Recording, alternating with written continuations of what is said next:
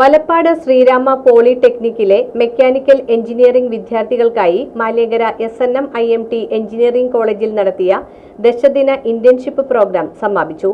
Maliankara SNM-IMT engineering കോളേജിൽ വെച്ച് Valappad Sreerama പോളിടെക്നിക്കിലെ mechanical engineering വിദ്യാർത്ഥികൾക്കായി നടത്തിയ ദശദിന ഇന്റേൺഷിപ്പ് പ്രോഗ്രാം സമാപിച്ചു.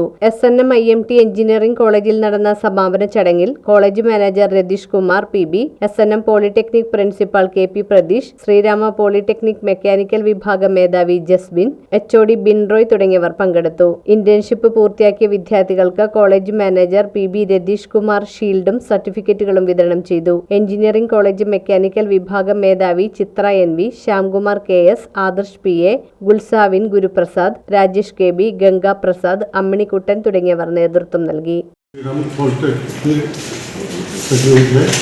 മെക്കാനിക്കൽ എഞ്ചിനീയറിംഗ് ഗ്രൂപ്പിൻ്റെ ഇന്റേൺഷിപ്പ് ഇവിടെ ഭംഗിയായിട്ട് നടന്നു. അതിൽ എല്ലാ സ്റ്റുഡൻസും നന്നായിട്ട് പങ്കെടുത്തു. ചിലർ വളരെ ഇൻട്രസ്റ്റ് എടുത്ത്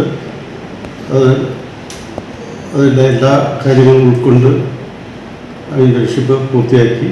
എല്ലാവർക്കും എൻ്റെ അഭിനന്ദനം. 58 കുട്ടികൾ ഉണ്ടായിരുന്നു. 10 ദിവസത്തെ ക്യാമ്പായിരുന്നു, ഇന്റേൺഷിപ്പായിരുന്നു.